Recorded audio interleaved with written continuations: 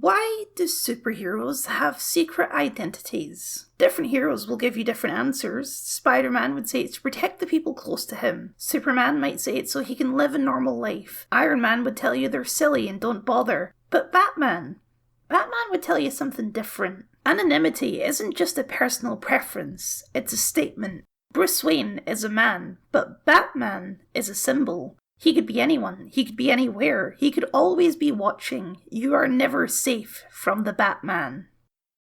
Batman Arkham Knight is honestly kind of a mess. It's a game with so many ideas, and not all of them work, or mesh together well, or even good ideas. And it's also my favourite game in the series for that exact reason. It's such an ambitious game. It's so rare to see a game of this size and scale that's so complete, so fleshed out. Not every detail works, but every detail feels handcrafted and like passion was poured into it. From the major story beats to the layout of an enemy tower on the open world. It's a mess, but it's a glorious mess that coalesces into something beyond the sum of its parts. In my opinion, it's not a universal opinion, not by a long shot, which in itself is interesting. Why is this game so polarizing? What is it doing right, and what is it doing wrong? It's going to take a while to explain because Arkham Knight is the biggest game in the franchise by a huge margin. So strap yourselves in, get comfy, and let's talk about the do's and don'ts of ending a franchise. This is how it happened. This is how the Batman died. It's been 9 months since the events of Arkham City, and things have been quiet. Too quiet. Because of that time, the City Council tried to blow everyone up with helicopters. Most of the prisoners of Arkham City were released, which should have meant a massive crime wave for Gotham. But instead, it's been peaceful, and that makes the city's defenders very nervous. A storm is coming, and it's only a matter of time. The real question is, who will it be? This demonstration used just 5 ounces of my latest toxin.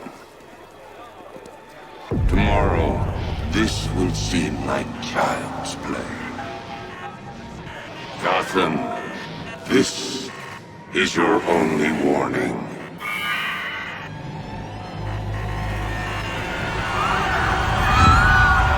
Following the threat, there's a mandatory evacuation across the city, and now the only people remaining are cops, crooks, and those in between. Welcome to the City of Fear.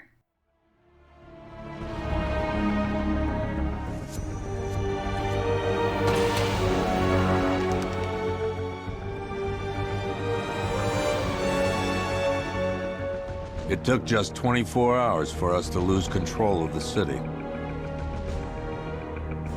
Tonight, Gotham's relying on one man to save us all.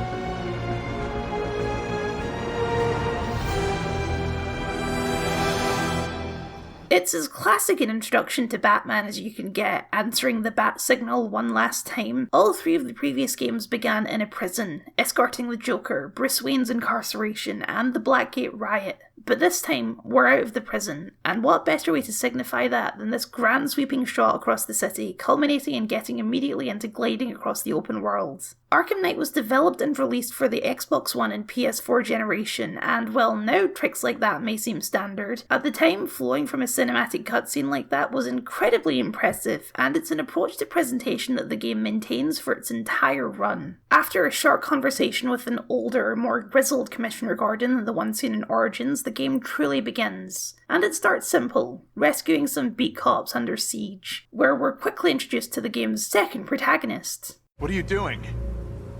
Evening the odds.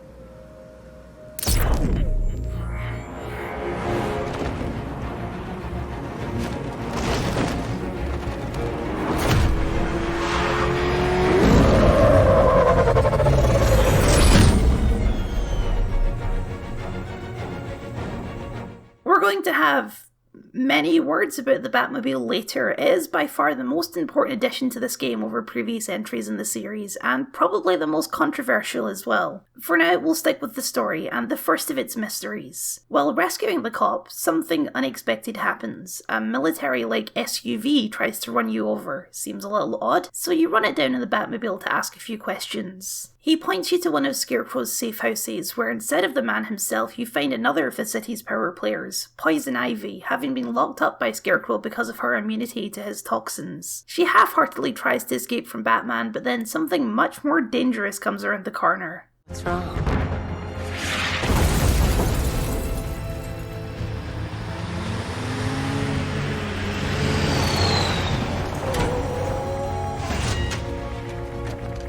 Go!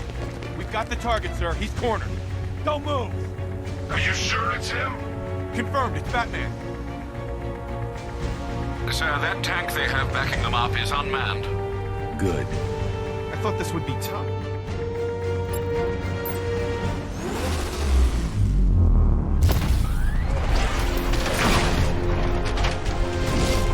.60mm cannon operational.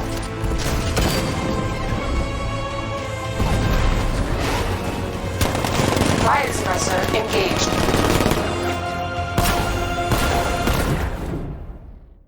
I've been showing a lot of cutscenes so far, and I'll probably continue to do so, just because the style and presentation of this game is so slick and so well produced that it really just speaks for itself. The game strives to be cinematic in a way that wasn't really possible on the previous console generations. It really does capture the feeling of playing a movie in a way that's commonplace nowadays with games like Red Dead Redemption 2 or the modern God of War games. However, at the time, Arkham Knight was pushing boundaries of what video game storytelling could even look like. It almost goes without saying that the game itself is gorgeous. Every street to every rooftop of the dark and rainy Gotham City is rendered in immaculate detail. The use of colour and light using neon signs, fires started by the riots, and a little later the red spotlights of the militia towers add a vibrancy that make the empty streets feel all the more deserted. It's not ruined and destroyed like Arkham City, it's abandoned. The people left so fast they didn't even turn out the lights. The game has a film grain effect over everything that can be distracting at first, but once you tune into it, it does give the game a cinematic quality that's understated but highly effective. And of course, the game's use of music is impeccable. However, copying the visual language of movies isn't the only trick this game has. It also uses interactivity in a way that previous games in the series had only flirted with. For example, before the game starts, there's a tiny little prologue where you cremate the Joker's dead body to the tune of Frank Sinatra's Under My Skin. A delightful bit of obvious foreshadowing, but the cremation won't start until you hit the button yourself. What better way to reinforce that the Joker is really gone than by burning the body yourself? Or Scarecrow's toxin demonstration. It could just be a regular cutscene, but instead you play out the entire sequence yourself in the shoes of a local cop grabbing some lunch at his favourite cafe, and you see the effects of the toxin firsthand in real time. The game does this several times, briefly taking control of Batman away to show you snippets of other perspectives. It makes the world feel more alive. Batman is not the only one with agency in this story. Everyone has their own goals and their own actions to take. Despite all of this, probably the biggest difference between this game and its predecessors is the design of the characters. It's not that the game has become more realistic, but it has moved in a more gritty direction. Scarecrow himself being the most obvious example. You may remember that the last time we saw Scarecrow he looked like this. Too late, Batman! One step closer, and this goes into the water. The cave will fill with your deepest, darkest nightmares, and you will never reach your precious venom roots. Don't do it, Crane. It's quite a big leap to go from cackling goblin man to cunning domestic terrorist, and it's definitely the biggest hoop you have to jump through when viewing this as a sequel to Arkham Asylum. But in the grittier, less cartoonish world of Arkham Knight, this is a Scarecrow who makes more sense, and frankly, it's just a much more interesting presence in the game. And of course, there's the new Batsuit. The spandex is ditched in favour of combat armour and high-tech gadget integration, cementing this game as something different, verging on futuristic. It's a look that I don't love, personally, but there's no denying that the old Batsuit looks out of place facing down against these new threats, especially the game's title character. After taking Ivy back to the GCPD, you track down Scarecrow to the Ace Chemicals refinery, where it's clear that he's working on a bomb, a massive bomb that could cover half of the country in fear toxin. You rush to stop him but are interrupted by a large militia force and their leader, a man dressed up a lot like Batman calling himself the Arkham Knight. Thus begins the primary mystery of the game. Who is the Arkham Knight? Time to die, old man. In death, he has nothing left to fear. Keep him away from Ace Chemicals. Your vengeance will come. This ends tonight. It's a mystery which, depending on who you are, is either extremely obvious or completely meaningless, but either way, not the most satisfying. We'll get to it. For now, you descend into Ace Chemicals past lots of militia troops, several run-ins with the Knight, and rescuing a couple of factory workers until you reach Scarecrow himself. He reveals that he knows that Barbara Gordon is Oracle, Batman's behind-the-scenes tech wizard, and that he has people coming for her. But before Batman can do anything to stop it, he needs to disarm the bomb. It's a slow and tense scene as Alfred pleads with Bruce to stop, but Batman must do the right thing, no matter the cost. And so he sacrifices himself, becoming exposed to the toxin in the process. It should drive him insane like the people in the cafe, but instead, something a little bit different happens. Miss me?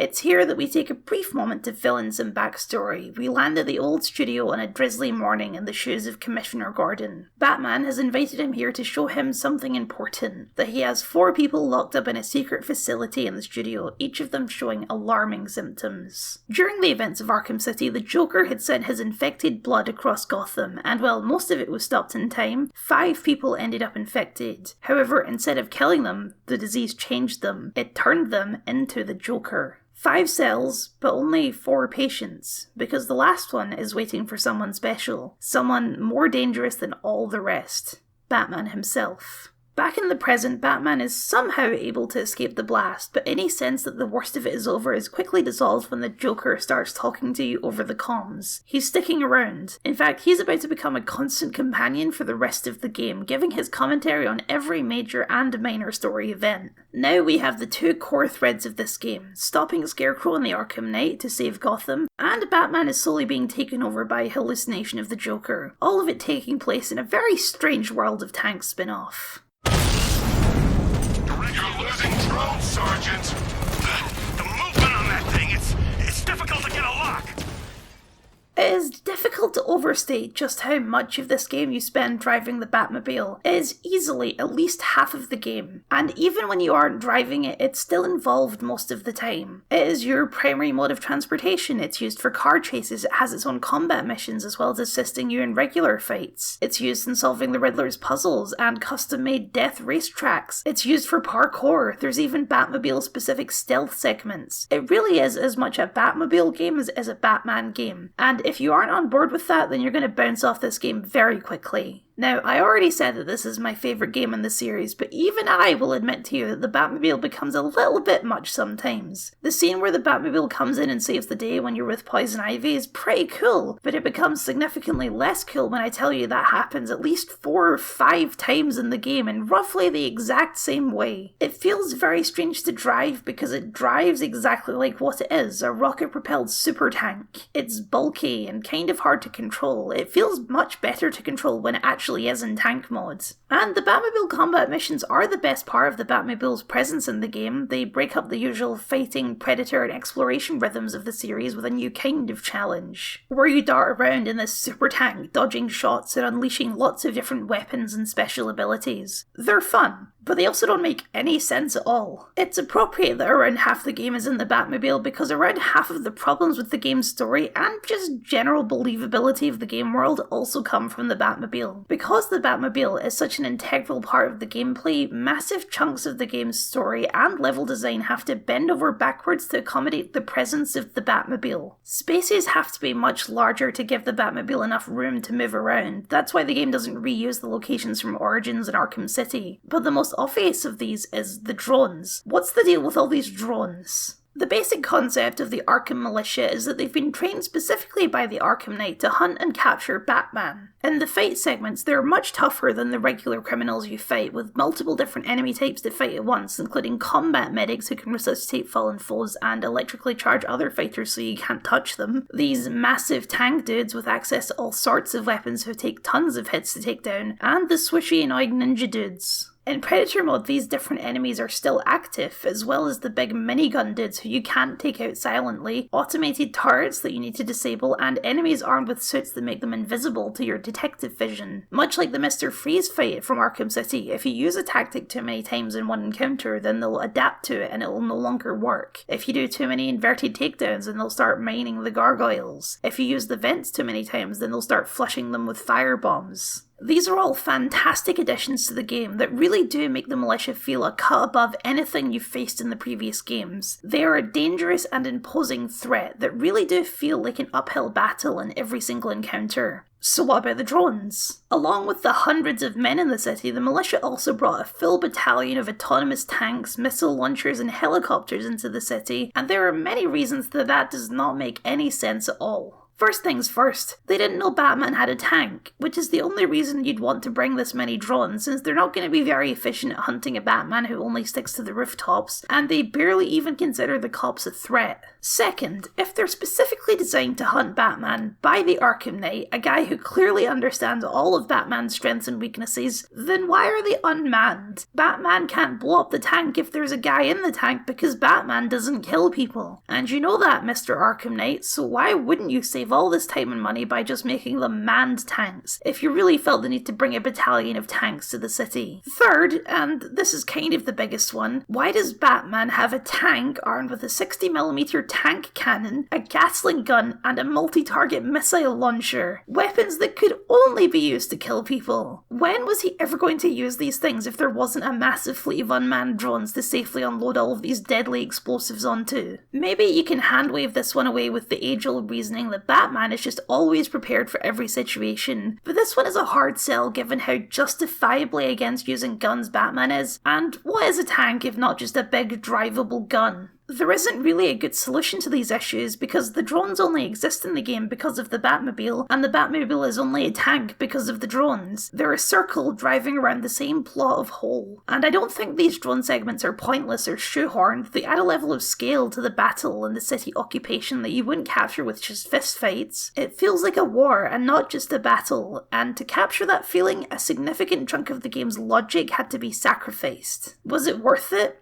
It's hard to say. Like I say, I enjoy the drone segments. I also enjoy the Riddler's equally ludicrous death race tracks. I think from a purely gameplay perspective, they're good additions to the game. But they're also something you have to be willing to overlook to engage with the game's story. It's a uniquely video game problem in that way, and it's certainly not an issue exclusive to Arkham Knight. It's just that most games with this problem aren't trying to be as serious about the story as Arkham Knight is. With the bomb crisis averted, it's time to jump back in the tank, drive back to the police station and tell Gordon that you may have gotten his daughter kidnapped by a madman. Goes about as well as you'd expect, and he demands to come with you as you investigate the clock tower that Oracle uses as a base of operations. Inside, however, you don't find the right building. Instead, you fall into the first of many hallucinatory sequences in the game. This time, it's a flashback to the day that the Joker paralysed Barbara. We're going to get much more psychoanalytical in the meaning of these sequences later, but for now, just keep it in mind. When Gordon learns the truth, his daughter has been working for Batman this whole time, he's understandably upset and storms off to find her himself. Meanwhile, you discern that it was the Knight that kidnapped her and set out to track her down, a search that takes you across islands and underground.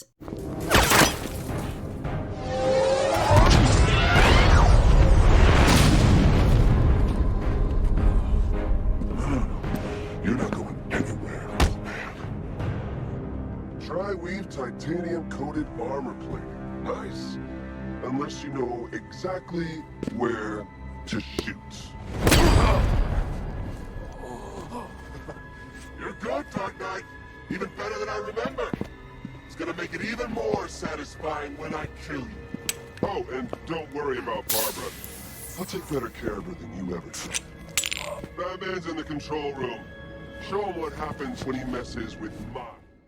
Why yes, it is weird that he wanted to kill Batman before but now only wins him.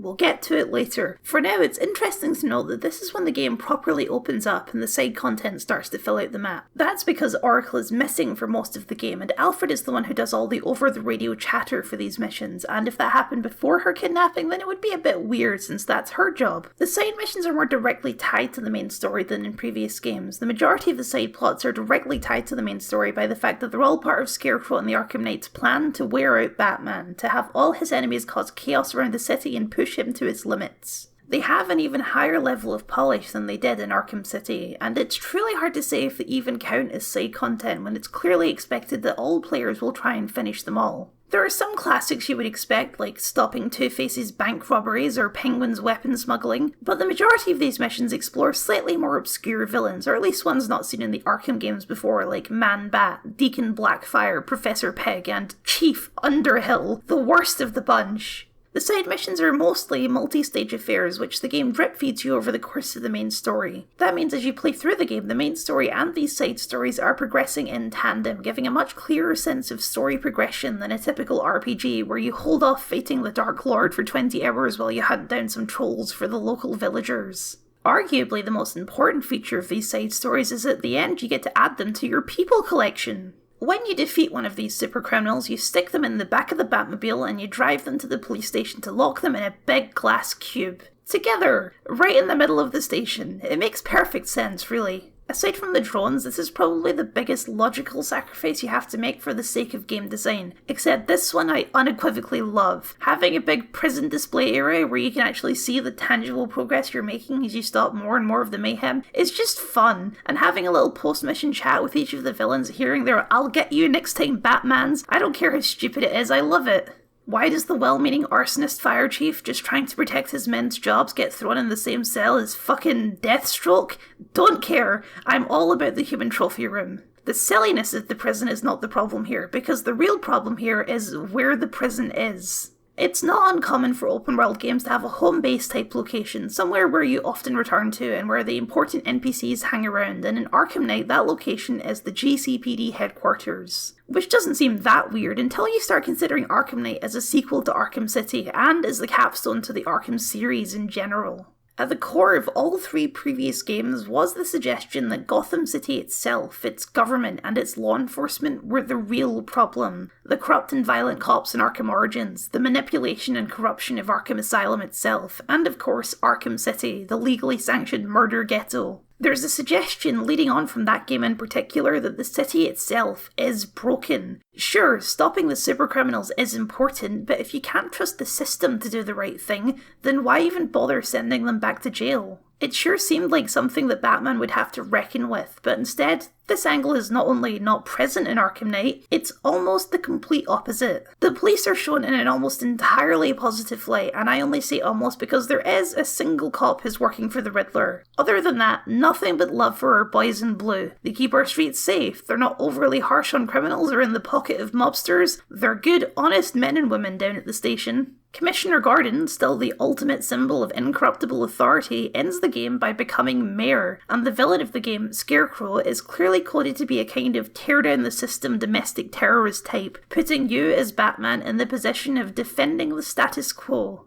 I'm not suggesting that they decided randomly to make the last game pro-cop. At least, I hope that's not it. The cops aren't presented as a solution to anything really. Most of their appearance in the game is being saved by Batman. Instead, the game is completely neutral on the idea. It just doesn't have any interest in telling that side of the Arkham story, instead focusing everything on telling a more personal story about Batman and his various enemies and allies. Is that a good excuse? Once again, I don't know. It's the second biggest hurdle you need to get over to enjoy this game, especially if you've been playing the games in order. Evidently, I can clear that hurdle. I'd drive through it in the Batmobile, obviously, but I don't blame anyone if they find the game lacking without that serious edge that the previous games have.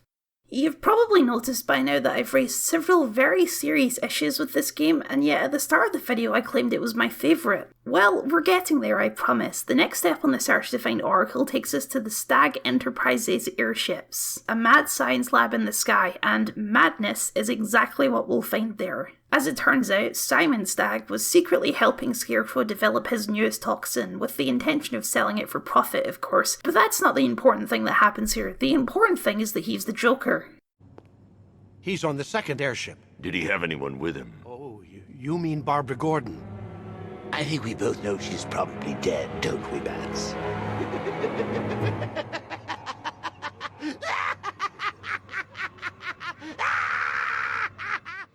Scarecrow's also the Joker, in case you were wondering. Bad luck, Bats!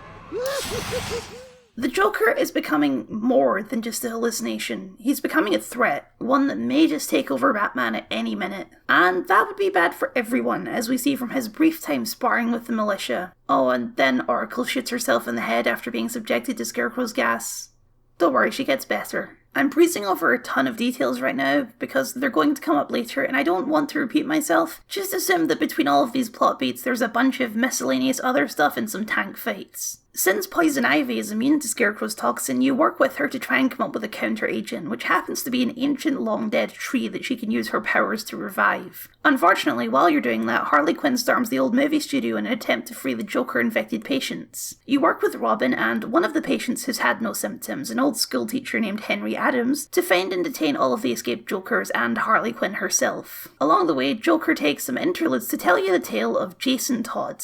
And it's at this point that every player realises that the Arkham Knight is obviously Jason Todd.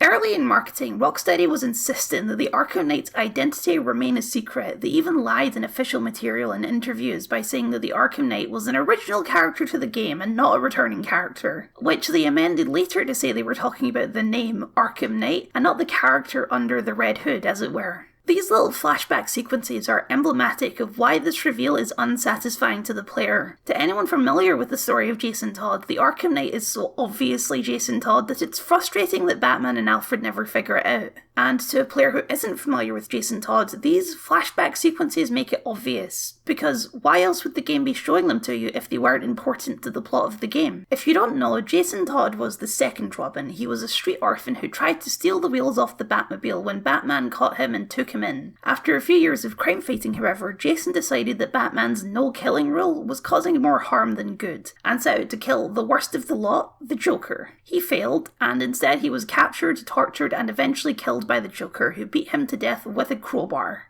It's actually a pretty horrible story. DC Comics held a poll on whether Jason Todd would die or not, and the fan base decided that yes, they would kill him. He remained dead in comics for almost 20 years, one of the longest permadeaths in comic history, until in 2006 a new villain emerged called the Red Hood, someone who clearly knew all of Batman's secrets and tactics, but dealt out a more violent and murderous form of justice. He was of course eventually revealed to be Jason Todd, went on some redemptive arcs, and rejoined the Bat family as the grumpy middle child. The Arkham Knight's deal is so obviously just the Red Hood story that it was painfully obvious to comic fans what the twist was, to the point that the fact that it's treated as such a big reveal is weird. And for fans of the Arkham games but not the comics, it's a reveal with no real weight behind it because Jason Todd only gets the briefest of mentions in the entirety of the previous games. For all it matters, he may as well just be a new character to this game if you don't know the history of Jason Todd. It's just an odd situation all round. That's not to say the character himself is bad. I don't think he is, even if he is a bit annoying from time to time, though that certainly does feel in character. He's an important part of the personal story that this game is trying to tell. Just like in the comics, he is a dark reflection of Batman, and that's exactly what Batman is fighting in this game within himself. Also, the bit where he seamlessly switches from the Arkham Knight to Red Hood after the reveal is pretty cool.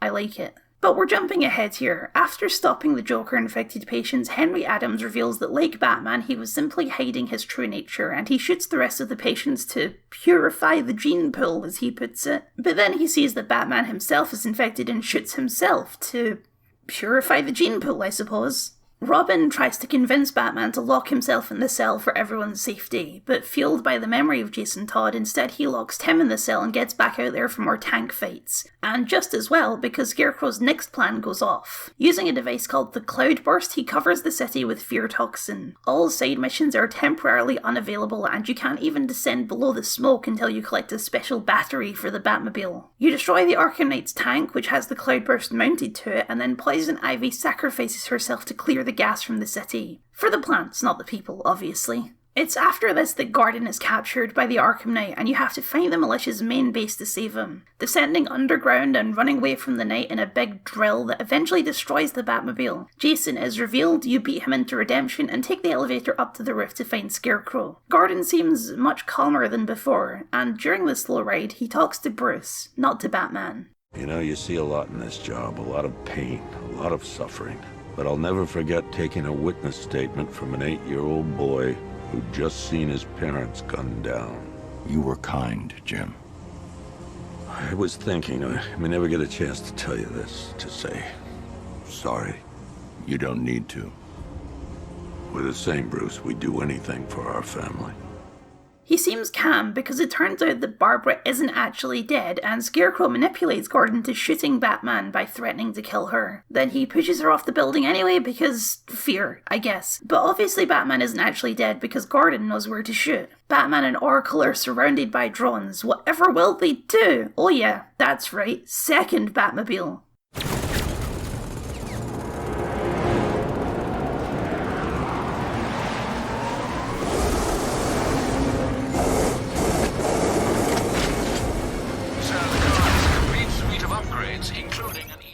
You take Oracle back to the GCPD and she helps you fend off a massive siege of drones against the building. Mechanically, the climax of the drones is an enemy in the game. Scarecrow reveals that along with Gordon, he paid a visit to the movie studio and captured the locked-up Robin. They'll only be safe if Batman turns himself in. So you go to an old building, take off your belt, and sit in the back of a van as it takes you back to where it all began, perfectly recreating the original opening of Arkham Asylum, just with a dingy van instead of the Batmobile. Then the van crashes into Crime Alley, and the Joker tries to siege your mind once more, ending with you snapping his neck, breaking the one rule.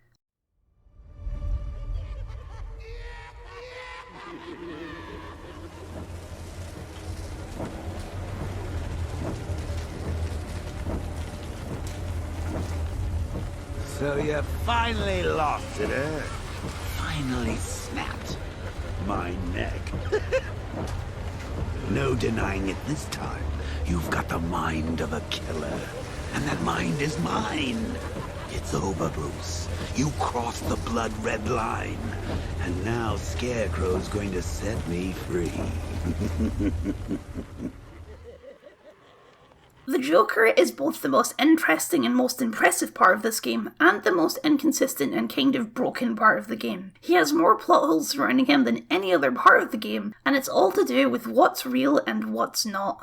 I've shown several of the hallucinatory sequences now, and while it's clear some of them are obviously not real, like the Barbara or Jason Todd flashbacks, with others it's harder to say. When the Joker appears as Simon Stagg, what does Simon Stagg see? When the scene fades out, the militia are taking him over to the other balloon, but was Batman just punching the air, or was he just standing there having a mental breakdown and they just sort of snuck past? Same for this part with the two Scarecrows. Clearly, based on the way it's shot, Batman really did attack someone else, but if it wasn't Scarecrow and clearly wasn't Joker, then what was it? Scarecrow's toxin is extremely inconsistent in general. Like, you know how I mentioned that he covered the entire city with it? Well, after that, it seems like all the street thugs are just fine, even though we see from the cop who got hit at the start of the game that it has days-long side effects. It's revealed that Oracle didn't really shoot herself, and that was actually a fear toxin-induced hallucination by Batman. You can even see in the scene that Joker interacts with the gun on the table, which in retrospect is a clear indicator that the scene isn't real. But the problem with that is that Scarecrow can't control what people see with the toxin. He even ponders out loud several times what it is Batman sees in his fears. So, how does he know that he can trick Batman into seeing Barbara die? What if Batman had instead watched her turn into a giant Bat Godzilla and started ripping through the city? The game wants you to start questioning reality, but sometimes when you do, the questions don't actually have good answers. Which is a shame, because in some aspects it's really good at it. As you progress further through the game and the Joker becomes more powerful, billboards around the map will start to become Jokerized, but when you look back at them again, they'll return to normal. Statues will begin to appear with the Joker's face. He'll start to appear amidst the thugs wandering the streets, but then be gone when you turn back to get him. These elements are never drawn to your attention within the game itself. In fact, it's possible to get through the whole game without ever putting it together. You might just see one of the Jokerized billboards or statues and think to yourself, has that always been there? The Joker himself appears constantly, seamlessly integrated into the environment despite never actually being there. His commentary is always funny, and Mark Hamill delivers the performance of his career as a Joker with access to the deepest recesses of Batman's mind with which to torment him. Great news, Bats. I was just hanging out in hell, you know, 'cause you killed me and sent me there, and you'll never guess who I saw. That's right, your dead girlfriend, Talia al Ghul. Don't worry, I asked, and she's totally cool with Cat Lady having a go on the old scratching post. She also says, ow, is this a bullet in my sternum or a broken heart? I mean, this man sings a full-on show tune in this game. Nobody serenades you but me, Bats. Take it away, boys. Take me on home to the asylum. Never alone in the asylum. Anarchy ruled. It was wild, but through it all you never smiled. Joke's on you. I'm in your head, so look who's laughing now. What a legend. Hamill's performance clearly isn't the issue here, so what is? The thing that makes the Joker's presence in the game so confusing is that he is at once three different things combined into one character. He is a hallucinatory manifestation of Batman's fear of becoming one of the monsters he fights against by succumbing to killing, represented by the one victim he believes that he did kill. He is a representation of a literal, actual medical disease Batman has contracted that will turn him into the Joker, and he is the ghost of the real Joker, an entirely separate consciousness fighting against Bruce for control of his body. In some ways, these three ideas mesh together well, and in others they don't mesh at all, and it kind of comes down to a question of how much of the game you can really take at face value. It seems like there's no supernatural element at play here. He isn't literally the Joker's ghost, his consciousness was not somehow transmitted to Batman via the bloodstream, but the hallucination of Joker still talks, acts, and thinks of himself as a continuation of the Joker that died. If you take him at face value when he talks about visiting hell to start a scandalous romance with Talia al Ghul and not as Bruce's mind tormenting itself under the guise of the Joker, then the game is indeed extremely confusing, especially since the hallucination tells and shows Batman things that Batman didn't actually see. For example, the scene of Joker paralysing Barbara. Batman wasn't there when it happened, and yet Joker is showing him how it happened. How does that make sense if this isn't actually the real Joker? At face value, this makes no sense, but when you see that the Joker takes pictures in this scenario, it starts to unfold. This isn't exactly how it happened, this is how Batman has visualised the scene retroactively based on pictures, and likely visiting the crime scene after the fact. Same for the Jason Todd sequences. We see that Joker filmed the torture and sent the videos to Batman. These aren't new images, these are things he's seen before. And the Joker hallucination doesn't reveal that he knows Jason is alive until after Jason reveals himself to be alive. He talks like he's always known, but before the reveal he doesn't actually know that. He only knows what Batman knows. It gets more confusing when you consider the other Joker-infected patients, who all think of themselves as a continuation of the Joker, despite the fact that instead of becoming the Joker fully, they instead become more Jokerized versions of their original personalities. Johnny Charisma becomes an extra sadistic showman, Albert King becomes an extra violent prize fighter, Christina Bell becomes extra horny for Batman. Frankly, the idea of the Joker being a disease, a real disease no less as Batman calls it, a mutated variant of Creutzfeldt-Jakob disease, has some messy implications that I don't really want to touch, because that's what happens when you mix metaphorical transformations with actual medical transformations. And it makes even less sense when you consider that Batman finally beats the actual brain-damaging disease metaphorically? You can potentially argue that by some insane stroke of luck, Scarecrow's fear toxin happened to cure the disease, and that this final sequence is just a visual representation of that cure, but that seems like a stretch to me, especially since a big part of the disease both in the game and in real life is that it cannot be cured. Batman hopes that it can be cured using the seemingly immune Henry Adams, but of course it turns out that that spark of hope is a lie and Henry was just hiding his true nature. I mean, he already looked like the scariest schoolteacher in the world anyway, so it doesn't seem that surprising, but searching for a cure was the entire reason behind his imprisonment. The decision to use Creutzfeldt-Jakob disease is itself a very interesting choice. It's a meaningless word salad if you don't know, but Creutzfeldt-Jakob disease is a degenerative and fatal brain disease that is primarily contracted by eating human brains, which has some lovely implications about the dietary habits of the Joker. I don't think any of these concepts are inherently bad ideas. I know the implications are messy, but messy implications aren't a bad thing if you handle it well. Merging these scientific and metaphorical concepts is a very Batman thing to do. The biggest problem with melding a scientific and a metaphorical problem together is that you need to resolve both in a satisfying way, and Arkham Knight only really resolves one of them well. But it does do it very well.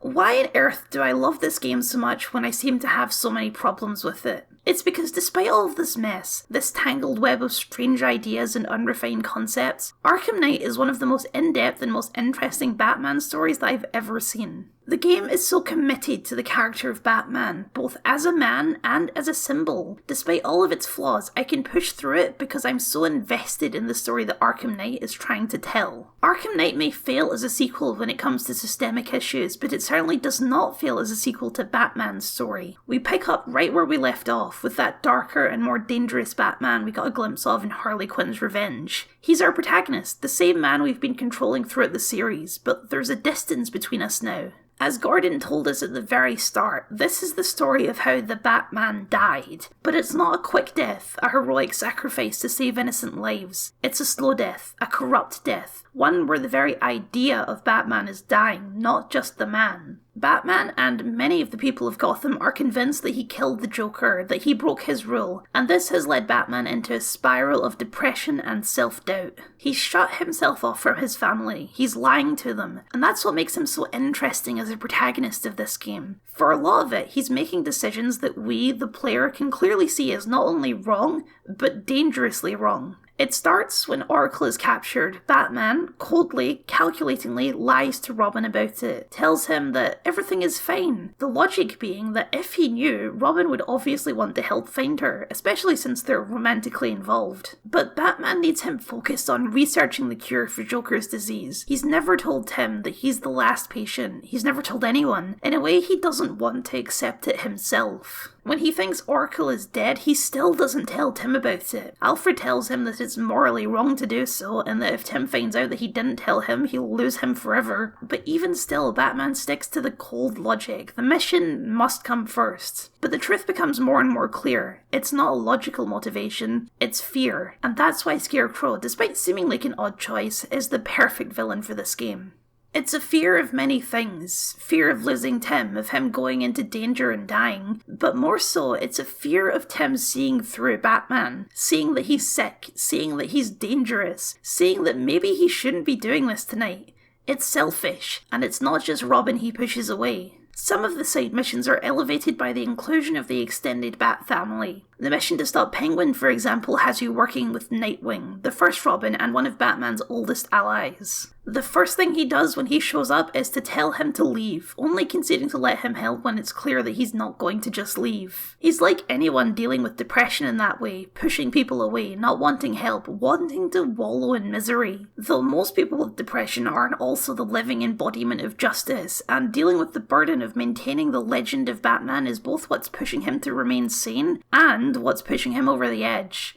Enter the Joker. Outside of a few key moments, Batman never interacts with the hallucination of the Joker. He ignores him, he never bites back to his commentaries, seemingly in denial of the hallucination's presence. The first time we see him acknowledge its presence is when he briefly meets the Joker's eyes after his first Joker transformation, and that acknowledgement only gives the Joker more power. Another subtle thing that the game does is with the Joker's appearance. He starts off looking the same as he did in Arkham City, ravaged by his illness, but as the game progresses, his appearance becomes healthier until by the end of the game he looks good as new. It's a representation of his growing power over Batman's mind, but also of how Batman sees him in his mind. Fear is a key piece of the puzzle here. With Scarecrow involved, fear is of course central to the game, but not fear as in things that are scary. It's a broader approach than that. Batman doesn't fear scary things, he proved that all the way back in Arkham Asylum. So when he's exposed to the gas that manifests fears, it takes a very different form. But where Scarecrow assumes that this will break Batman since he only views fear as a weakness, something to be exploited,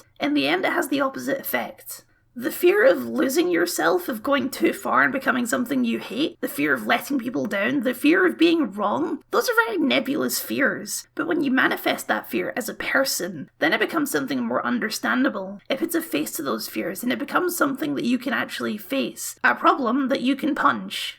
The true villain of Arkham Knight isn't the Arkham Knight, it's not even Scarecrow, it's Batman's own mind, it's his own fear, and to defeat it, he simply has to let it go. In one final dramatic hallucinatory sequence, you play as the Joker as he massacres his enemies and burns the city to the ground. But then things get dark. It's Batman controlling the visions now, and he shows Joker what he fears most. Being unnoteworthy, being forgotten. He locks the Joker away somewhere out of sight and out of mind, and in doing so, also pushes away the fear and sees everything clearly again. Arkham Knight is the story of how the Batman dies, and Batman himself knows that from the beginning. But the reasons why change as the story progresses. In the beginning, he's going to die of sickness, turning into a monster, living long enough to become the villain, to borrow a turn of phrase. But by the end, he chooses to let Batman die. Not the man, the symbol, revealing his identity for the world to see. Scarecrow thinks this is Batman's greatest fear, and maybe at the start of the game it was. But by the end, Bruce has seen that there's nothing to fear. He viewed Batman as the only solution to saving Gotham, but that was never true. Batman uses fear, much like Scarecrow, and fear just makes people do stupid things.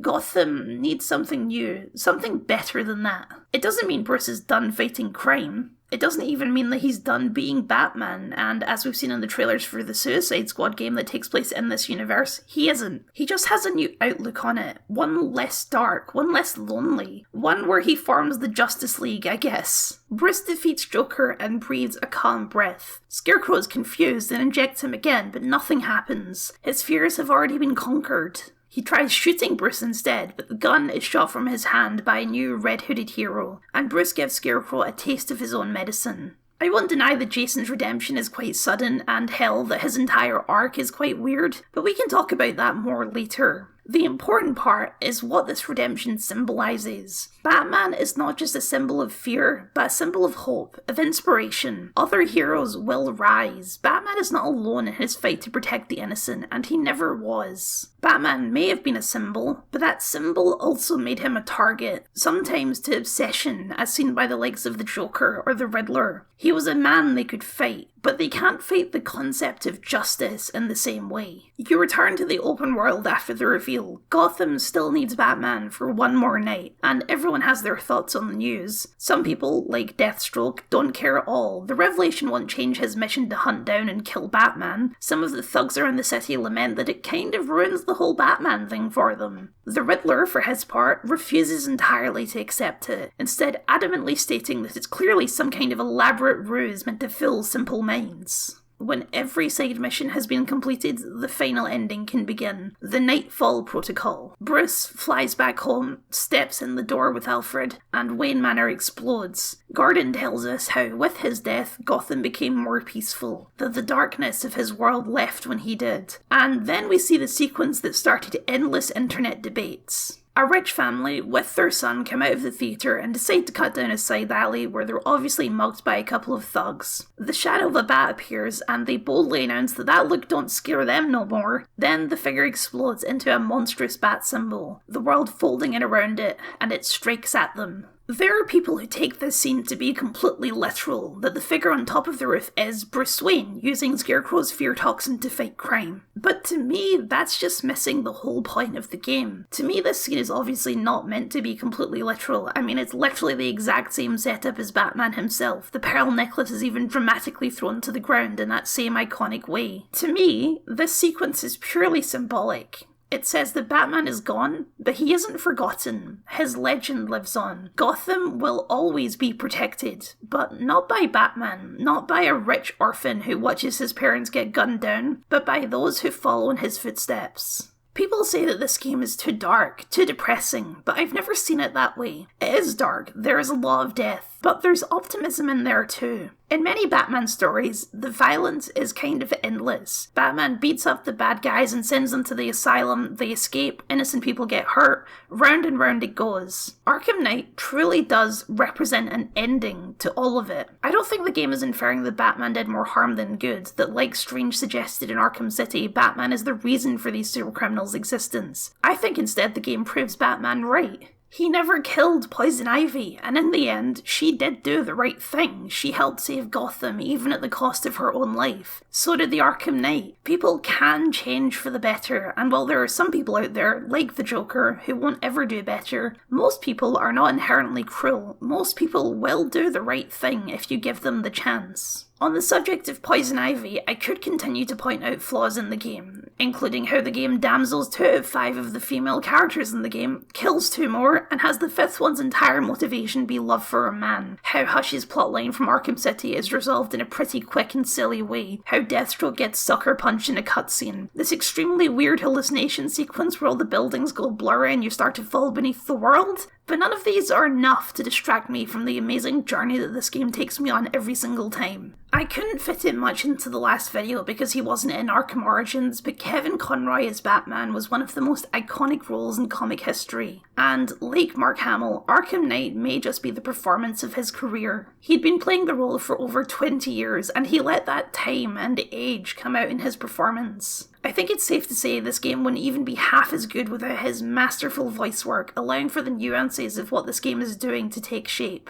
Playing through this game, especially given what the game is about, there's an extra layer of difficulty to be found there. He really was a legend, and his death really is a tragedy. But through art like this, in a way his legend lives on forever.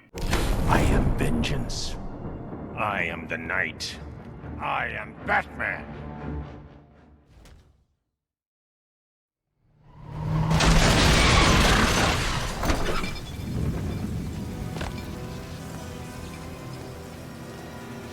Okay, donut dunkers. You gonna bring Ivy to me, or am I gonna have to get her myself?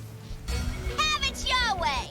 Arkham Knight was already the biggest game in the series, but it was made even bigger with the addition of a metric butt-ton of DLC. There was a period where this game was getting weekly additions on the Season Pass. New skins, new challenge maps, new Batmobiles and Batmobile racetracks, and most importantly for our discussion, new stories. All of this culminating in a season pass that was roughly the cost of the game itself. Of that story DLC, 6 out of 7 are in the menu under the title Arkham Episodes, and they each spotlight a different character in a short playable mission. And when I say short, I really mean it. Most of these can be finished in around 10 to 20 minutes, with one notable exception. The first of these was actually available at launch, as it was included as a pre-order bonus for the game, a short prequel to the main game with Harley Quinn in the player spot, creatively titled Harley Quinn's Story Pack. It tells the story of Harley along with the Penguin on a mission from Scarecrow to break Poison Ivy out of the police station in Bloodhaven, a neighbouring city to Gotham and the domain of Nightwing. I've summarised the entire plot. That was an easy one. This DLC is less interesting for its plot and more interesting for its title character. While the fundamentals of gameplay remain the same, more than any other character in the extended roster, Harley Quinn really mixes things up. Harley isn't exactly a powerhouse, but at the same time she doesn't really do stealth, so she doesn't even get the option of silent takedowns. It's loud or nothing, which paradoxically means you have to be much more careful because you're still not going to survive long in a gunfight. The more cops you kill, you build up a rage meter, which once activated you can instantly down enemies for a limited amount of time. She also talks constantly during fights, which sets her apart from a lot of the more brooding types. The most interesting change Harley has is that instead of the classic detective vision, she has psychosis mode where the walls are sprawled with messages and clownish sketches. While you're in there, another familiar voice will very, very occasionally chime in. You think all this lashing out will make you feel better? I don't know. You're the doctor. You tell me! When I say occasionally, I mean that you potentially need to stand around for around 10 minutes before one of these lines actually triggers. And yes, that is about as long as the entirety of the DLC. It's possible that the feature is just broken because there's tons of these lines, way more than you could ever actually hear during the DLC by a huge margin. Joker never loved you, Harley. Keep it up, smarty pants, and see what I do with you! Poorly integrated or not, these lines are a very interesting addition, especially considering Harley's starring role in Rocksteady's next game.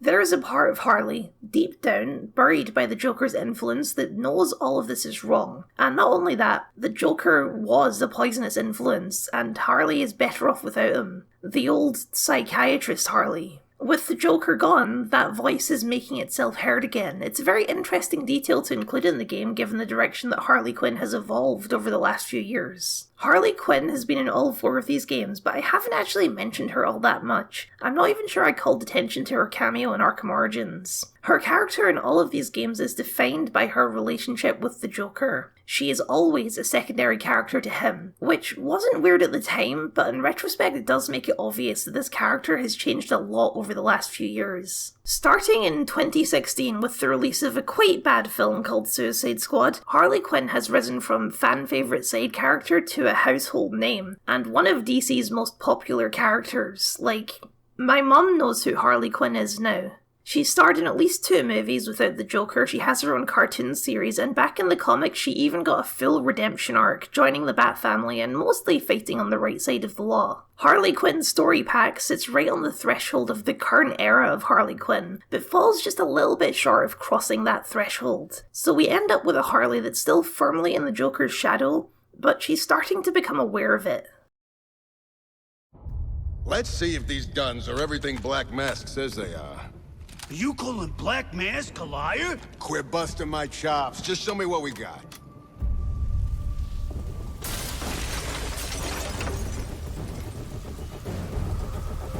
Not a good day for imbeciles. The next Arkham episode is the equally short, equally creatively named Red Hood Story Pack. It's set an unclear amount of time after the base game and tells the story of Red Hood hunting down and killing Black Mask. I've summarised the entire plot. That was an easy one. This is probably the weirdest of the Arkham episodes because of the whole twist of the Arkham Knight in the base game. This DLC has to stay distant enough from the main story as to never directly confirm that Red Hood is the Arkham Knight, just so that in the off chance that someone plays this DLC before the base game it won't spoil the surprise.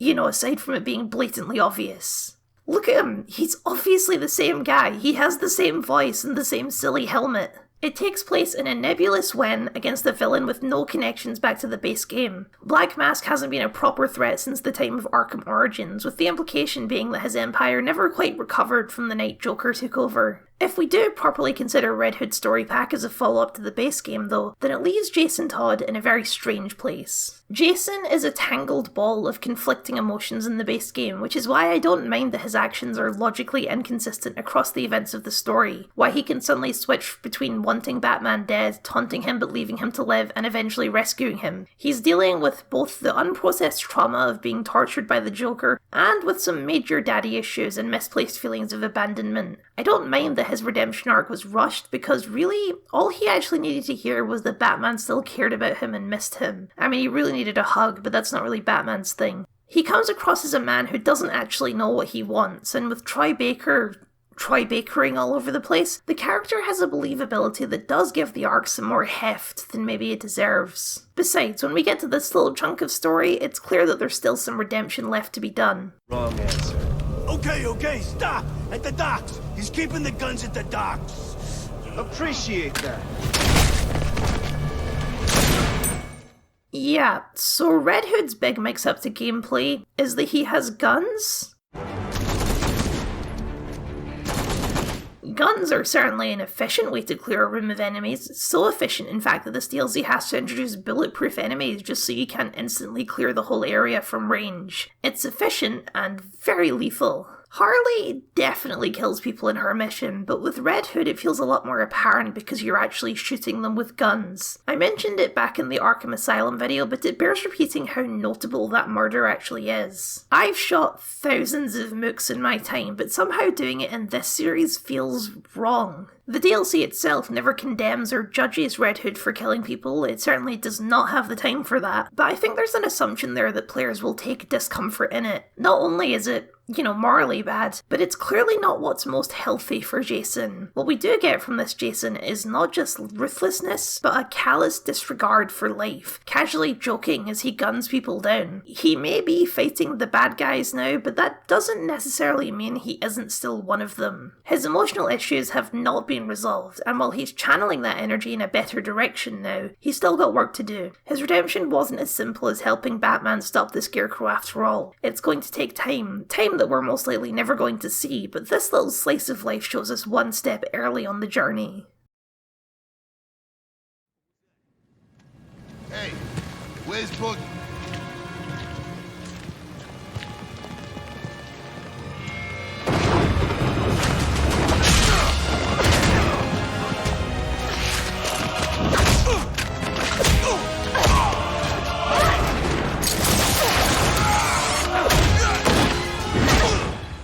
The third Arkham episode, and the most substantial by far, is A Matter of Family, a prequel taking place before the events of Arkham Asylum starring Barbara Gordon as Batgirl. Commissioner Gordon has been captured by the Joker and taken to his personal funland built on top of a derelict oil rig, and Batgirl and Robin head in to rescue him. A Matter of Family has much higher production values and a significantly larger scale than any of the rest of the Arkham episodes, so much so that it's almost weird that it's classified as being the same as the rest of them. It's a full hour to beat, slightly longer if you're being completionist about it, which is at least double the next longest episode. And it's the only episode that features an open world to explore, albeit an exceptionally small one, though Seagate Amusement Park is small but mighty when it comes to explorable environments. It's not perfect, and it certainly has a couple of issues that we can explore, but when comparing it to a DLC pack like Harley Quinn's Revenge, it is quite impressive. Oracle is another character who's been in these games since the beginning, which is why it's fair to say that Arkham Knight having her be fake dead for most of the game's runtime was not exactly doing her justice. A Matter of Family is clearly a bit of an apology because, more important than anything else, this is a Batgirl story, and a pretty good one at that.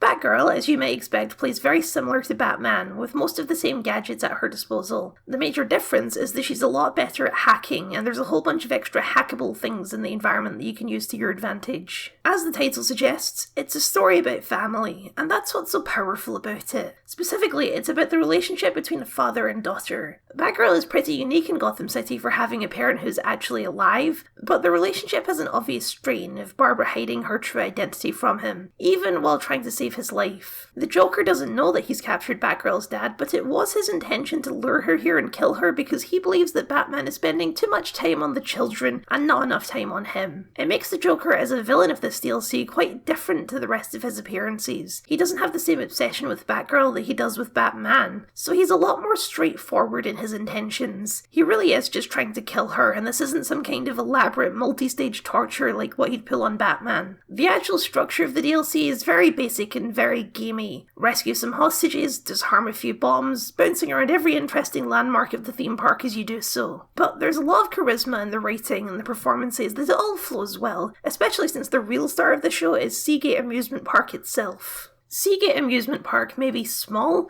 but it may also be the most interesting location in the game. It's such a strange place. An amusement park on top of an oil rig, something so obviously cartoony, yet with the fidelity of the graphics in this game it does feel weirdly real. Building an amusement park on top of old industrial equipment is very Joker, of course, it's exactly what he did in Arkham City. But the backstory of Seagate is actually a lot more complicated, and much sadder. Around the park are a series of carnival mini-games like duck shooting or Snap. Once you complete one of these games, an audio recording of the park's original owner, a man named Edward Burke, will begin to play. There are messages to his dying daughter. My dear Katie, you cannot know how happy I am that you will get to see the park before we officially open to the public. You should know that all this you see around you comes from our talks in the hospital. Daddy was paying attention, and he used your drawings for inspiration. When I showed them to my friend, Dr. Quinzel, she said you were a very talented little girl, and that I was a very lucky father. Don't I know it?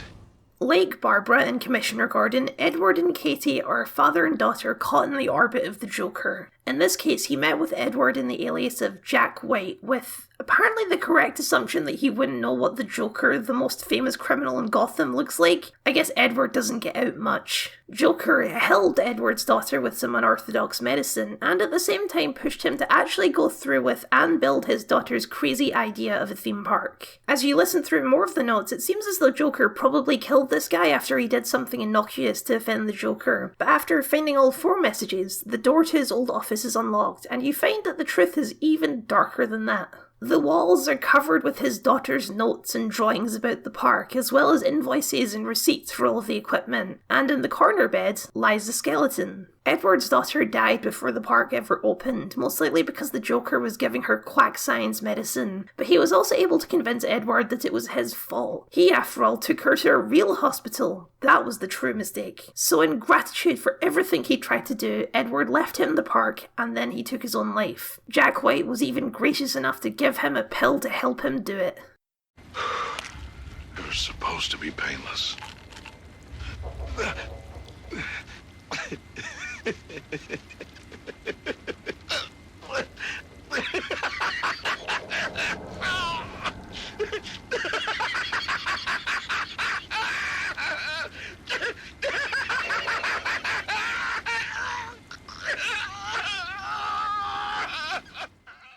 It's an extremely macabre and heartbreaking story hidden on the fringes of this DLC, but it also echoes back to the events of the base game where Gordon himself was manipulated by Scarecrow out of love for his own daughter, and maybe a bit of ominous foreshadowing of the day that the Joker shoots Barbara, which, based on the timeline here, is probably like the next day. The Arkham timeline has never really made much sense. There are supposedly 13 years between the start of Arkham Origins and the end of Arkham Knight, but that just feels way too short a span of time for everything that's supposed to have happened. And it all really hits a fracture point with this DLC. The amusement park seems like it's been abandoned for a very long time. Years at least, long enough for poor old Edward to be reduced to a skeleton. And yet, in the tapes, 2 things stand out as making it seem like that's not the case. One is that Harley Quinn is also mentioned in the tapes, seemingly posing as her old self, Dr. Harleen Quinzel. And more importantly, the quack doctor that treats Edward's daughter is Dr. Young. The same Dr. Young who created the monster goo all the way back in Arkham Asylum. The logs make it seem like she's an actual partner of the Joker and not an unwilling pawn, which, unless I'm forgetting something, completely contradicts the events of Arkham Asylum, where she didn't even know she was working for the Joker until about a week before the start of the game. The implication is also that since it's Dr. Young, she was testing the monster goo on Edward's daughter, which puts these audio recordings at max like a year or 2 before the events of Asylum, and that just does not match with the current state of the amusement park, especially when we consider the most baffling thing of all, that Robin is here.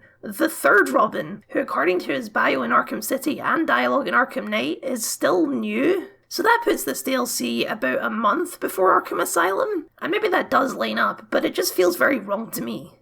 Tim is definitely the one to blame for this, and that's not to say I don't want him here. I liked him, but for this to make logical sense timeline-wise, it probably should have been Jason Todd Robin. The reason it's Tim, however, is of course because he and Barbara are a thing. I glossed over that detail while discussing the base game, but I'll point out now that it's extremely weird that this game pairs up Barbara and Tim, when in the comics Tim is usually significantly younger than Barb, and she is almost always paired with Dick Grayson, while Tim is usually paired with a different Batgirl, Stephanie Brown. He's also recently been revealed as bisexual. It was a whole thing, it's not important. Tim is clearly aged up in this game, so the age thing isn't an issue, it's just a very odd inclusion in the game. They never actually directly interact in the base game, and that romantic connection is left mostly inferred without ever actually being directly acknowledged. Which makes it doubly weird that they appear to get married shortly after the game ends. It's not that the relationship presented in the game itself is weird, on the contrary, it's quite snappy. It's just that in the wider context of Batman stuff, it's very odd to see. Tim is a good sidekick for the DLC, he provides emotional and combat support without ever stealing the spotlight from Barbara. Like all of the Arkham episodes, the end comes quite abruptly. You storm the Big Ten and defeat Joker and Harley to rescue Gordon, but Joker is able to make his getaway. Batgirl hides her face to avoid being recognised, even as he thanks her for saving his life, and then the heroes vanish into the night. I guess some things run in the family.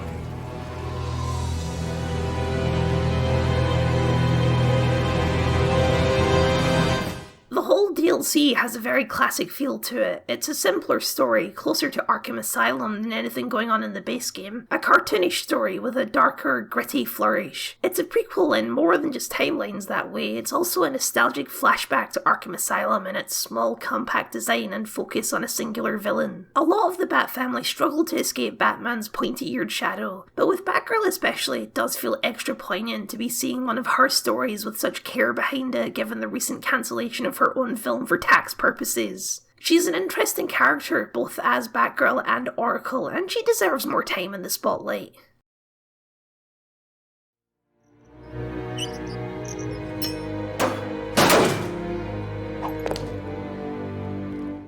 The next 3 Arkham episodes feel very much of a piece. They each star a returning side character from the base game, a returning villain from the base game, and take place more directly after the base game than the Nebula's Red Hood story pack. The first of these is Catwoman's Revenge, and it tells the story of Catwoman getting her revenge. Specifically, revenge on the Riddler for the time he used her as a damsel in distress to motivate Batman. Her plan is simple: break into his secret underground robot factory, blow it up, and steal all his money. I've summarised the entire plot. That was an easy one. It's obviously not at the levels of A Matter of Family, but this episode does have significantly higher production values than either of the first 2. In fact, I'd probably give it the number 2 spot. The toy shop is nothing special, but Riddler's underground factory is quite the spectacle. Catwoman wasn't really up to much back in the base game on account of her being the Riddler's prisoner. She does come back in the end to help you take him down, and she does give Batman a big kiss, also revealing that she knows his true identity, certainly inferring that it's not the first time they've done a big kiss. Because of that lack of agency in the base game, her revenge in this case feels pretty justified, and it is especially satisfying to beat the Riddler as Catwoman. Batman he views as an intellectual rival, and so even though he thinks he's smarter, he does value Batman as an opponent. He doesn't view Catwoman as anything more than a petty thief, so when she outsmarts him, she really gets to rub it in. The Riddler isn't physically present, but he does call in using his one phone call at the police station to try and remotely organise his robotic army into staging an escape attempt. And then when you start destroying them, he has to angrily taunt you while pretending to be on the phone to his lawyer.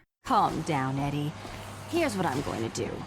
I'm going to steal all your money and destroy everything you've built here. Okay? No! I don't approve of that defense strategy, good sir. Riddler, attack! I haven't mentioned it in any of the previous videos, but Wally Winger, who does the voice of the Riddler in all of these games, does an absolutely phenomenal job. Just the perfect level of smug, superior, and complete lack of common sense. His collectibles may be a controversial elements of the games, but the character himself is masterfully done, especially as you chart his descent into obsession across each game, whereby this game he looks like a conspiracy-driven madman and has built an army of robots because he no longer trusts real people. He's also responsible for the only place that I actually got stuck while making any of these videos. During the second phase of the fight in the factory, the Riddler starts introducing environmental hazards to the arena. First a couple of lasers that randomly move around the arena, and then an electrified floor that starts closing in around you, and the combination of these two things totally messed me up.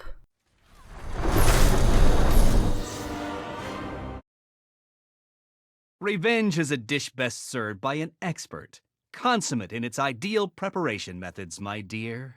Because I haven't died all that often, I haven't ever mentioned one of the Arkham game's most iconic features, that villains will taunt you after you die before the option to reload appears. It's a nice little extra and a motivation to get out and do it again, because you have to wipe this smug grin off their satisfied faces when they beat you. And let me tell you, they don't get much more smug than this guy.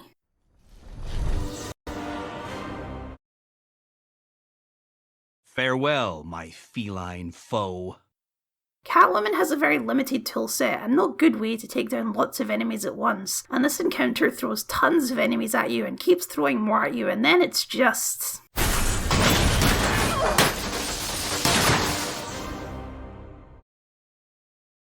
Revenge is a dish best served by an expert.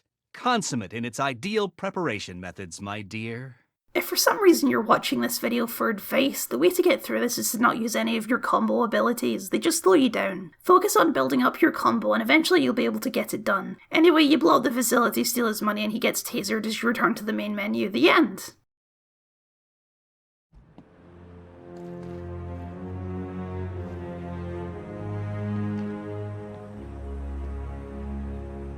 Nefarious characters, check. Ill-gotten money, check. Distinct lack of brain cells. Definitely check. Yeah, this is gonna be fun. The 5th Arkham episode, and winner of the most boringly named trophy, is GCPD Lockdown, and it tells the story of Nightwing preventing the Penguin from escaping jail. I've summarised the entire plot. That was an easy one. I know I keep saying that, but more so than any of the others, this one really is that simple. He tries to escape, you stop him, the end. It's a simple story for a much later tone, starring the biggest jokester in the game. It's so lighthearted, in fact, that it takes place during the day. Imagine that. I don't think that this episode is actually very good, but I also don't care because I love Nightwing. He's so much fun. He's on the total opposite end of the spectrum to Batman when it comes to crime fighting. He's incredibly snarky and sassy, and he just loves messing with people, while also having the skill to back it up when it comes to that. His banter with the Penguin is way more fun than Batman's, because the fact that Nightwing doesn't seem to be taking any of this seriously just makes the Penguin way more pissed off than Batman's dark and spooky act. Someone talk to me. What's going on? Sorry, boss. We're not getting you out of there anytime soon. Why the bloody hell not? 'Cause we just got our asses kicked. Hang on, who's it? Oh, no. Not you. The one and only, Oz. Look, just relax. Now that I'm here, I'll have you back down and behind bars in no time. Piss off, pretty boy. You know I love it when you get angry. I mean, it's exactly the same dynamic that they had in the base game, just more of it, and I'm fine with that because it's still fun the second time around. And while it is a mostly inconsequential romp, I think there is some value in showing us this particular story. At the end of the game, Batman said that Gotham needed something new, something better, something a lot like Nightwing. Dick's parents were also killed, but he doesn't carry that baggage in the same way Batman does. He doesn't fight with fear as his ally. He doesn't need to. And annoyance is an equally strong emotion as it turns out, but a much less dangerous one. Nightwing is the future of Gotham. Not Nightwing specifically, Cash offers him that role and he turns it down, but Nightwing's approach, his Silver Age whimsy, that's the kind of hero Gotham needs. You know, technically this is still our honeymoon, Barb. We should be on a beach. Honeymooning. Who needs a tropical island when you've got a waste disposal facility to infiltrate? I'm cracking up here. Batman's true successor is saved for the final episode, A Flip of a Coin, starring Robin, in which he tries to take down Two-Face without the help of Batman, though he has his now wife over the comms for support. I've summarised the entire plot. That was an easy one.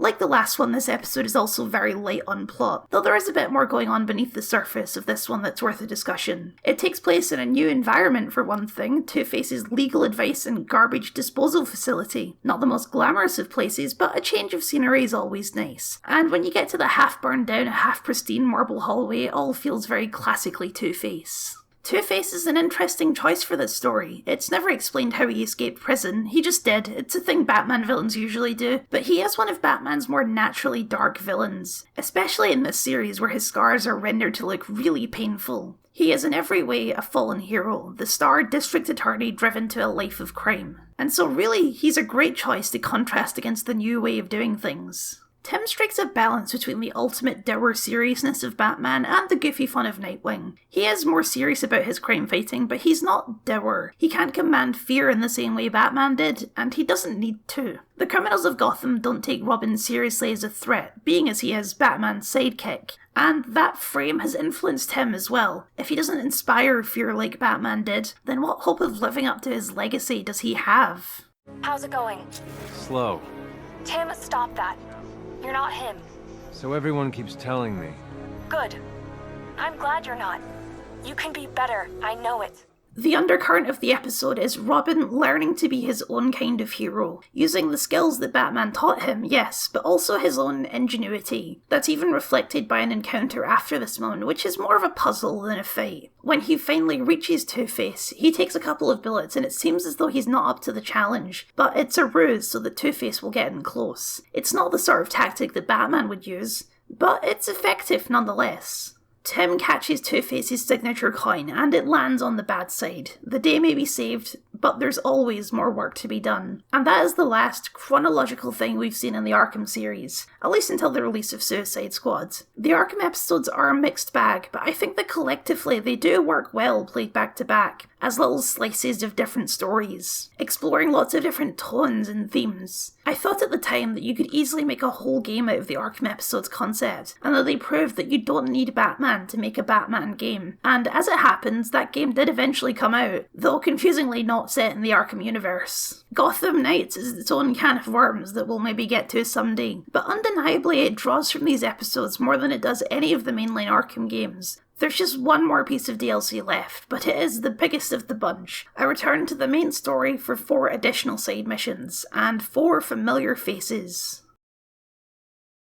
The Season of Infamy is both a great DLC and a controversial one for exactly the same reason. It's an expansion more than it is a separate story designed to be played in tandem with the base game, each story unfolding at the same pace as the regular side content of the base game. It's great because each of these new stories is very high quality and each stars a famous Batman villain who was absent from the base game. The Mad Hatter, Killer Croc, Ra's al Ghul and Mr. Freeze, and that's also why it's so controversial. Not only are these villains iconic to Batman, but they're also an important part of the Arkham series, especially Ra's al Ghul, who was essentially the secret final villain of Arkham City. Leaving the resolution of these story threads out of the main game and selling them as extra did strike a lot of people as pretty scummy at the time. I mean, it's not as if the main game feels empty without these missions added. In fact, with the addition of these missions, the idea that all of this happened in a single night starts to border on absurdity. But these missions do feel a lot more relevant and impactful to the series than the likes of Deacon Blackfire's cult. Ultimately, I prefer to talk about these things as art rather than as product, and with several years of separation it's easy enough to do that. Each of these missions tells an entirely separate story, and so it's best to talk about them one at a time. Oh, frabjous day, Kalukale, the Batman's here.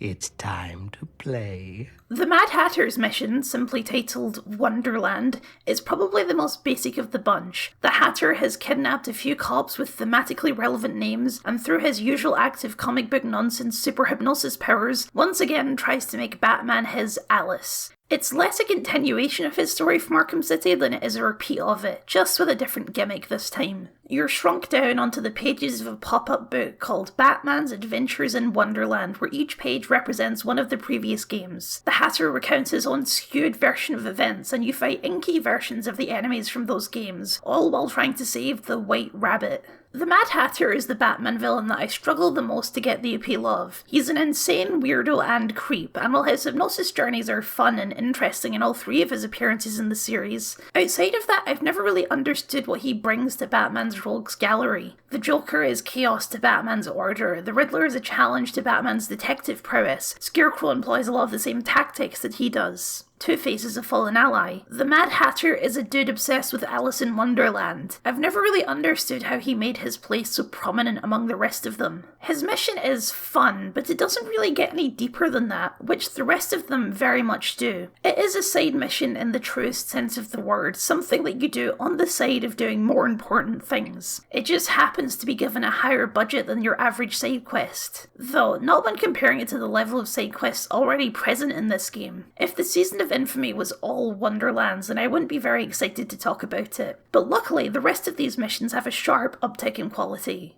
Iron Heights Penitentiary. What do we know? What can I say? Imagine the worst prison in the world. That bad? No, but it's still pretty bad. Killer Croc's mission is called Beneath the Surface, and it has a hell of a lot more going on than Wonderland. It's the only one of these missions to feature a side character, as Nightwing returns once more to help out, which is a bit strange if you've already finished the Penguin side mission and had the heartfelt goodbye, but as I said, these missions are designed to be played alongside the base game, not after it. More importantly, it all centres around Iron Heights Penitentiary, a prison airship that has suddenly crashed into the river. It's an obvious homage to Arkham Asylum with its tight corridors and gothic architecture, while also being something different and unique. It also delivers on what the base game was missing from the rest of the series: skepticism about the prison industrial complex. While Killer Croc is the big boss at the end of the mission, he's looking a little bit different than previous games. That's not just a random design change this time. The Warden of Iron Heights recently captured Croc from his lair in this city and has been doing horrific and violent experiments on Croc and all of the prisoners, worsening Croc's condition and even cutting off his hand, knowing that it will grow back. He also grew a tail, somehow.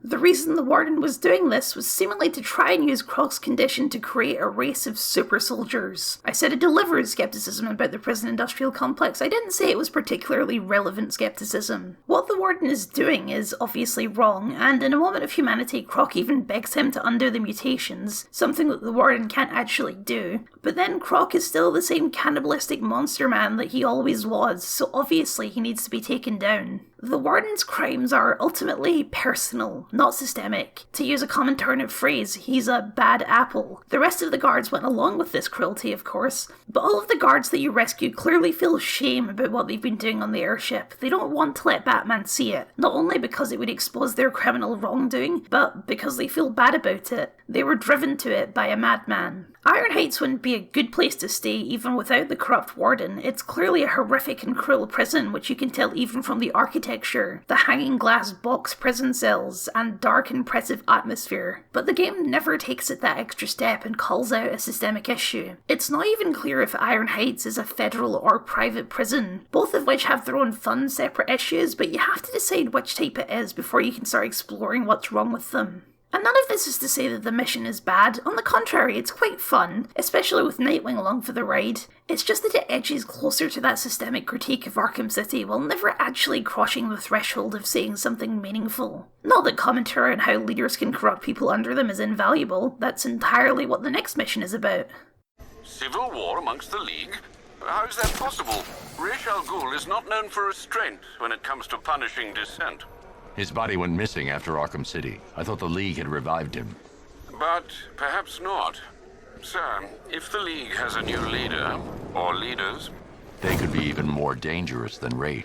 The mission, revolving around Ra's al Ghul, is called Shadow War. After his death in Arkham City, two factions of the League of Assassins have formed. Those who support Ra's and wish to revive him, and those who think he should stay dead for good, and they've been fighting a bloody war in the shadows of Gotham. Of all the missions in the season of Infamy, this is the one that's most personal to Batman, and is a direct follow-up to Ra's story in Arkham City, unlike the previous two we've talked about.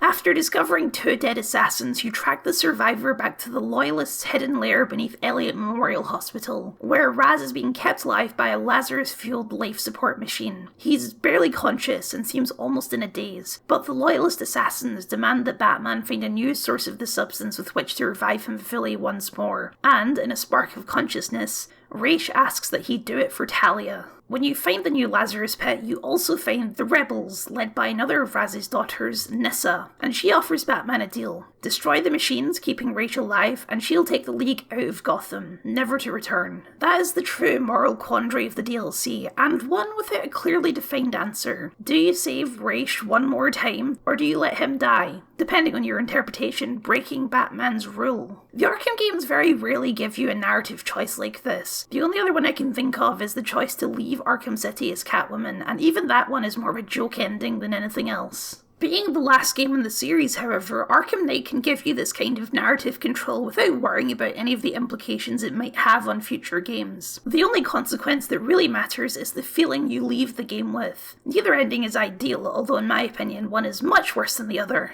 If you choose an absolutist interpretation of Batman's rule, then Raz regains some of his composure and kills Nyssa before escaping. The Loyalists win the war, Ra's retreats for now, but he'll be back in time. The status quo is maintained, with an even more unhinged Raz. It's a bad outcome for everyone, and Nyssa curses that Bruce is a stubborn fool for letting him live, but Batman stays true to his code, and doesn't take a life. So what happens if you don't save Ra's? If you choose to destroy the machine, then Raz doesn't die on the spot. Instead, Batman takes him back to GCPD. Nyssa stays true to her word and leaves Gotham, and that may seem like a much better outcome for everyone until the very last moment. Detective. Proud of you.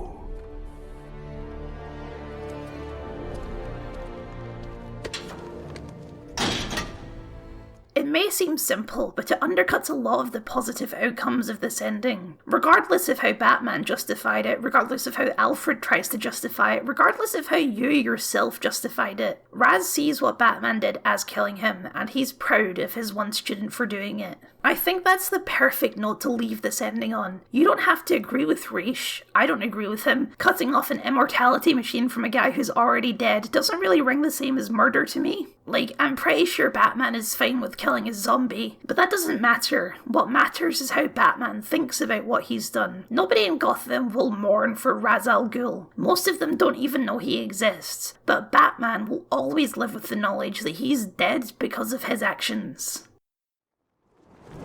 Sir, I know one would be hard-pushed ever to call Gotham clement, but icebergs? This isn't the weather, Alfred.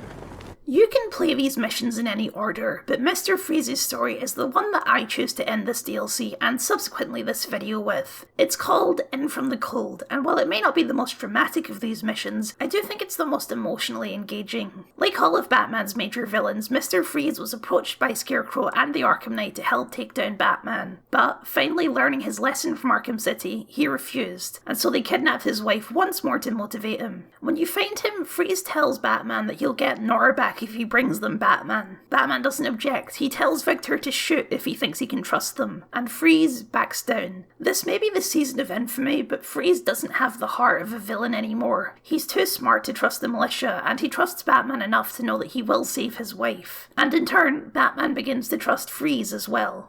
The militia, however, are able to keep you from Nora long enough that the worst, at least in Victor's mind, comes to pass. She wakes up. She reveals to Batman that she's actually been awake for some time, frozen in her own body in a dreamlike state where she could hear Victor outside. Hear the man she loves becoming more and more of a cold-hearted monster in his attempts to find a cure. And she tells Batman that she's done, that in the end she'd rather die with her dignity intact. The militia mount a massive attack on Freeze's ship, too many for Batman to take down, and Freeze has to detonate his equipment to stop them. Nora can't be frozen again, and Freeze laments that she's going to die. She tells him that she wants to live instead, just a few more days with the man she loves, and they sail off into the night hand in hand.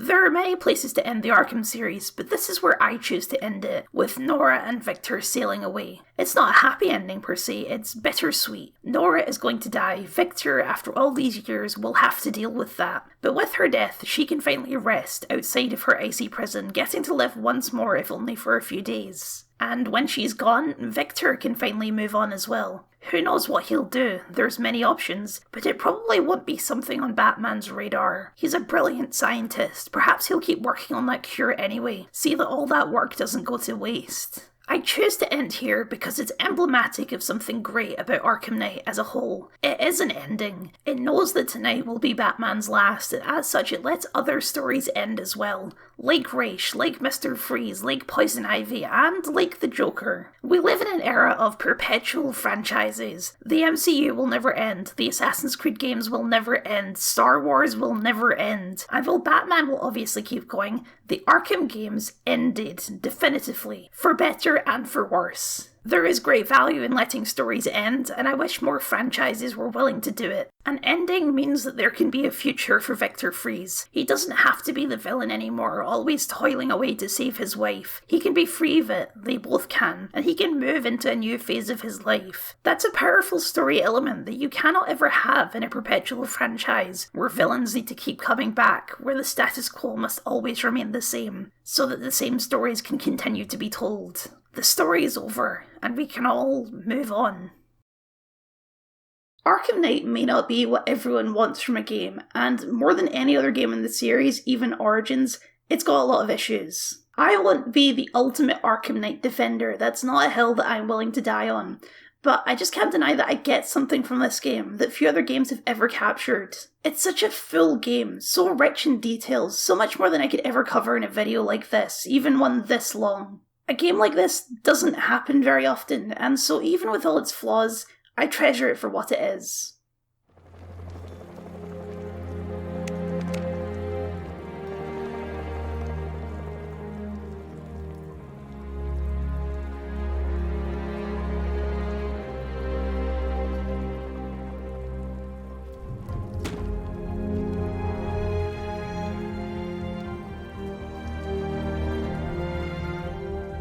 It's done.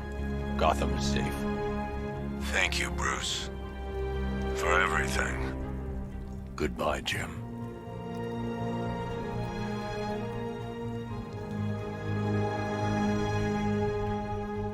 Thank you very much for watching all the way to the end. This was a long one, as I expected it would be, and of course a very special thank you to my patrons. If you'd like to join up and see your name on the list here, then you can find the link in the description below, where you can also find a like button, you can share the video, you can subscribe, or you can comment an essay long length comment about how wrong I am about this game.